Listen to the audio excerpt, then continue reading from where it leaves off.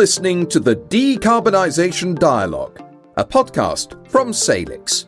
I'm Hannah Walker, and I believe that the best way to communicate a message is by being passionate about what you are talking about.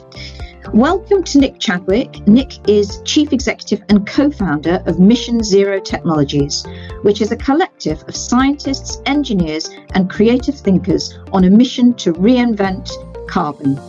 Nick is an environmentally driven chemist and material scientist, enthusiastic about renewables, water and semiconductors. Nick has experience scaling and building early-stage materials technologies in renewables, semiconductors and sensors and carbon capture. He has a PhD in materials science from University College London and a master's in chemistry from the University of Nottingham. I'm told that in your spare time, you're a proud dad and a rock climber. And I believe that you never intended to set up a company or start a company, but here we are. So welcome to Nick. No problem. Thank you for having us. Thank you, Nick. Now, I'm going to firstly start, which I don't usually do, to say, hands up, I am not a scientist and I'm not an engineer. And I'm speaking to someone who's got a PhD and a master's in chemistry. So I'm going to hold my hands up now. So we're going to try and avoid acronyms and the highly scientific language, but which I don't think will happen in this first question, actually, because I'd love to know how you started and what got you interested in science and innovation. Were you one of those kids at school who was always in the science labs, Bunsen burner, etc.? What got you started? For me, as a kid growing up, I was actually quite artistic. I quite like art, drawing, painting, etc. I think science is inherently a creative endeavor in many ways, and so I kind of straddled that space between quite liking creative things, but also like the structure and what I found fun about science at the time was like the discovery, the ability to do things that are real in the world, things like that. So it could have gone either way. I ended up getting convinced by my uncle when I was choosing my A-levels that I should do all science, and so I did all science. And then when I got to A-levels, I wasn't doing necessarily as well as I wanted to. I remember sitting down with my chemistry teacher, I think it was after the first term or something, and she was like, "You're throwing away a lot of potential here. You just need to kind of buck your ideas up." And so I basically went, okay, if we apply ourselves, we can do something. And so it kind of went from there. And I think probably my chemistry teacher showing that kind of showing that faith, essentially, that, you can do something if you turn your hand to it. It was probably the reason I chose chemistry. And that's why I became a chemist and then branched out within chemistry into material science. And I spent a lot of time in research. So as you referenced, I did a master's in Nottingham. The last year was working on a research project that I wrote a thesis on. And then you moved to a University College London to do a PhD. And again, working on things, you're doing things in a lab, you're working with your hands. It's a very creative thing. I sort of think science, and particularly chemistry, is a weird mix of ultra complex flat pack furniture building mixed with cooking, but the cooking could kill you if you get it wrong. So it's just like a really good challenge. It's very hard, and what you're working with is the fabric of reality. And I think if you're going to work on any problem, being able to manipulate the fabric of reality is actually quite a fun space to be in. So, and the things you end up working on. So, for instance, the thing that I worked on in my PhD was these are materials that could take sunlight in and then use that to break down things at the surface in water. So you could use that to sterilize water, break down contaminants in the water, viruses, things like this, and you could all of a sudden provide clean water. And so it's that it's just that idea as well that science for science sake is interesting, but science for human benefit I think is more interesting. To change things, yes. To change things, to make the human condition better. So that's ultimately what drives me, because I kind of recognize that all the things in our world that are good are usually, at the moment anyway, technological. Yes, realize that's a fantastic start, and all credit to that chemistry teacher that you had. And I always think it just takes one good teacher, and hopefully, if we're lucky, we've all had one good teacher who sets us on our way. And I have to say, I remember the best teacher I had at primary school in the very last year in the States, and I still remember her name, Mrs. Sandel, and set me on my way. And you never forget those very special people. Incredible. So well done to the chemistry teacher. Can you remember her name? Oh, her first name was Anne, but okay. It was more of a first name basis, and I was just thinking it's really bad that I can't remember her second name, but I vividly remember her face and her great act together. So great. Now let's just move on to talk about Mission Zero now. So can you please tell us a little about this, and how can companies like Mission Zero Technologies drive systematic change in tackling climate change? Because we've talked about making a difference, and the biggest issue of our time is undoubtedly, I mean, we've got a lot of complex issues going on at the moment, but at top of the agenda must be climate change and the climate crisis that we're facing. So what can companies like Mission Zero Technologies, how can they drive systematic change in tackling climate change beyond your immediate products? Because, and I would also like to talk about the trust element there, because I think trust is a big part of this as well, isn't it? That basic element and value. Of course, yeah.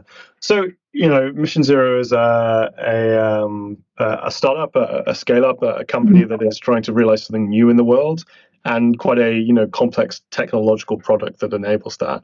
But at the start of it is recognizing, I think, like opportunities for change that aren't kind of piecemeal or kind of like band-aids. Like what we're working to do is readdress something systematic within our everyday experience, our lives, and so that might sound very high level, but if I like break it down into like something that everyone kind of resonate with, like the house you live in or the flat you rent, the clothes you wear, the drugs you take, the food you consume, the flights you take on holiday, these are all essentially carbon-based products, right? Everything in the world that is good in the world at the moment is basically a carbon-based product. And that carbon has to come from somewhere. And it predominantly comes from fossil fuels at the moment. Right? And so it's not really the problem statement we're trying to solve, or that we always start with is saying carbon isn't a bad thing. Carbon is a good thing. It's what's made the world been around us for a really long time. It's actually where we get the carbon from, which is the issue. And we need to find sustainable sources of carbon that can meet the needs of different economies and people's needs around the world in a reliable basis. And we think the only way to do that, to transition away from a fossil fuel source of carbon, is to utilize what we've actually put into the atmosphere already in CO2 and draw that out of the atmosphere and feed that CO2 as a supply chain into a variety of products. And the thing that, the encouraging thing is we know how to turn carbon dioxide actually into every major product that you can think of. For like 70 years, it's actually that we can't get enough CO2, which is always seems silly, right? Given it's slowly in the atmosphere, building up and baking us all to death. So, like that's the value statement. And so I think if you start with a really large proposition like that, and you can articulate a pathway to how you can affect system change, then actually that's how companies like Mission Zero can affect the change that we need and that we want. I think when we come onto the trust element, I think trust is about being transparent about what you're doing and then bringing people along as well. Because I think this is a highly technical field. It has a lot of connotations associated with it. But I think if you were to come and speak to me and, understand my motives or the motives of my team, in anything new, there are always people's assumptions about what it is. And I think we just have to do as good a job as we can to say, this is what we're doing. This is the why of what we're doing. And then always just kind of lay that out and make sure that every time we get a chance to tell someone, we're always telling people the same thing. Okay. So we talk a lot about carbon, don't we? Carbon and CO2 in our environment. And I think we've got a lot of targets, haven't we? I think it's by 2050, we've got to remove, I think something like 85 million tons of CO2 have got to be removed annually by 2030. And then we're talking about billions of tons of carbon that we've got to get rid of. Now, could you explain what you mean by, and it was an anachronism, I'm sorry, that you have used on your own website. Done it already. Oh, sorry, on the website, it's fine. It's the direct air capture, because to me that sounds like really sci-fi. That sounds like, what do you mean? How do you direct air capture? What exactly does that mean? Can you explain that in a couple of sentences? Yeah, I actually probably should have done that in the first bit, right? So my apologies. Yeah, so Mission Zero is currently building and scaling a specific technology called direct air capture, or basically you can shorten that to the word DAC, right? Direct air capture, DAC. And it's a process basically to separate carbon dioxide from the atmosphere, separate it from the air that you return back to the air around you, and then you are able to separate, purify, concentrate, and then provide that CO2 as a a commodity stream for a variety of use cases. And that's what we mean by creating a new sustainable source of carbon, because the carbon that we recover from the atmosphere via this process is carbon negative by its definition. And then you can use that carbon to, make building materials, aggregates, roads, pavements. You can make aviation fuels to fly planes. You can use it to make vodka, yoga mats, a variety of different products that feature in everyone. I had to read that twice. Vodka. Yeah, you can make vodka. I read that twice. Vodka, yoga mats. So this is what I mean. Is like the process to turn CO2 into a variety of products actually is very well known. There's a variety of ways of doing it, and of converting to the complex carbon molecules that go into your yoga mat or your clothes or your house, etc. It's actually just the supply of the CO2 which is the issue, and you can't grow or scale or make cheap those processes if you don't have a supply chain, raw feedstock. And that's actually what we're trying to do: is create a sustainable source of carbon via this technology called direct air capture that can then be used to supply not just the fizzy drinks market, food and beverage, which is one of the main uses for CO2 at the moment, but drive change systematically across a wide range of industries. You kind of referenced the amount of CO2 we need to pull out of the atmosphere. Yes. By 2050, there's like 51 billion tons of CO2 that need to be accounted for on a global basis. And to really affect the change we need to, direct air capture probably needs to be dealing between 1 to 10 of those billion tons. So the goal isn't small, right? We're really like swinging for the fences here, but there's a path. It's possible. It's just how you navigate and achieve that aim by 20. Exactly. Now, the goal isn't small and the vision is obviously big. Tell me a little bit about what's it like to work in, presumably you've got a laboratory, there are a few of you working in there. Tell us what that looks like and what your job looks like every day. I mean, you're chief executive of this company, so there's going to be a lot of stuff involved in that. But what about the laboratory? What does that look like? Yeah, so we're a team of 60 people, near enough at this moment in time, very product and R&D and science heavy. And then in an archway underneath a railway line, we've built like our own like custom labs there, basically. So that's where we do a lot of like pilot R&D work, a lot of like quality assurance, testing different materials. We have teams like based there. But then we also have operational sites where we've built these systems, we deployed them at like large scales on customer sites or with customers. And we obviously have a whole like engineering operations side of testing, continuous operations, both in the UK and internationally in Canada as well. So it's quite, we've got a lot of people traveling around, a lot of people on site coming back in. A lot of the time it can feel a bit like ships in the night seeing each other. But I think you make that work all by having like the right culture. So it's very much a kind of trust-based culture, trying to say to people, you've got the responsibility, go and do it, you have the autonomy, make decisions that you need to. And it's just there's like a high level of camaraderie. So we try to create that space where it's very friendly. People want to come in. That big shared value, isn't there? I mean, that's saving the planet, that looking to the future. And I think I mentioned earlier, and you've said you're a dad, and it's looking to that future, isn't it? It's trying to safeguard and future-proof. So there must be a level of excitement in that laboratory, in that work, that you're doing something new, your visionaries working together. Exactly. Everyone is here for one purpose, and that's to have a meaningful impact on what I consider, and I think everyone at the company considers to be the biggest existential crisis humanity faces right now, which is climate change. And it has got so bad that we have to do, direct air capture. We have to find ways to pull out the atmosphere, circularize it. It's not hard to make the case for why we're all coming to the office in the morning, right? It's like we're here to do a specific job, and that's to create a systematic change in humanity's relationship with carbon via the technology we're building. It's not hard to hire. Basically, people want to come and work here. So Now, you mentioned earlier, you alluded very briefly to funding, because there's a cost, obviously, to all of this. Obviously, there's a cost to any business, but this work doesn't come cheap, does it? No. And let's talk about funding for the moment. How have you managed to engage? Because there's a cost. There's the issues of efficiency and then sustainability. And then you're talking about your supply chains, the environment regulations you're facing. It's not an easy environment, is it? I mean, you've got maybe people's hearts, but there are a lot of issues to overcome. Whenever you're building something new, I think it's always going to be, when you start activating supply chains or talking to policymakers or getting permitting done, there's always like a first of a kind conversation that happens in that space. So the company, we've raised venture capital, been quite successful so far, brought on like quite a lot of reputable investors, such as Bill Gates' Breakthrough Energy. People might not be aware of that name, but essentially the venture fund that Bill Gates kind of spearheaded, set up. We've got a lot of corporate investors and some specific sustainability and climate change focused investors as well. So like quite a wide base, very well experienced, but also in it for the right reasons from our perspective, which is very important for us when we bring on investors, that we found people that align with our values specifically. But it is an expensive thing to do, you know, like R&D, setting up labs, that has a cost associated with it. But you know, the systems we're talking about are multi-million-pound systems, you know. So there is a certain cost to get these things scaled and get them started and figuring them out. The way I like to phrase it is like, if you consider the amount of money, however, that's spent on this relative to, you know, solar cells or batteries or even research on fusion, things like this, right? If people know what nuclear fusion is.